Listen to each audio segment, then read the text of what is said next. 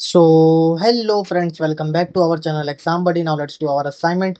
Marketing Management first, week 4, assignment 4. So the first question is, which of the following statements best illustrates the difference between correlation and causality? So these are the option, and the answer of our first question is D.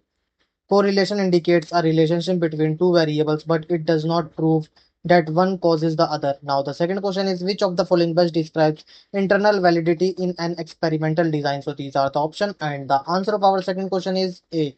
The extent to which extraneous variables are controlled to stabilize a clear cause and effect relationship. Now, the third question is, which of the following statistical designs is used to control the effect or two extraneous variables by arranging experimental units in a square format? So these are the option, and the answer of our third question is B.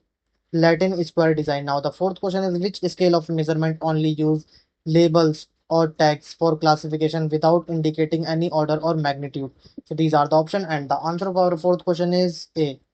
Nominal scale. Now the fifth question is, which of the following best describes itemized rating scales in non-comparative measurement? So these are the option, and the answer of our fifth question is A. Respondent provide rating by selecting from a set of predefined categories. Now the sixth question is, which of the following sampling techniques ensures that every element in the population has an equal chance of being selected? So these are the option, and the answer of our sixth question is A.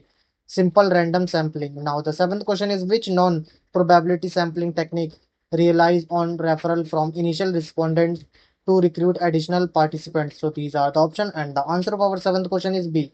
Snowball sampling. Now the eighth question is, which of the following best describe a null hypothesis in hypothesis testing? So these are the option, and the answer of our eighth question is C. It assumes no difference or effect exists in the population.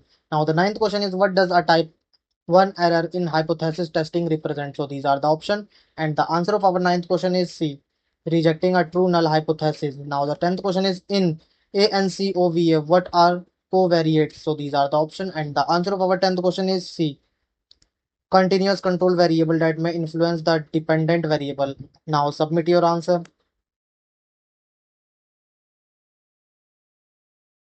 Thank you friends for watching our video.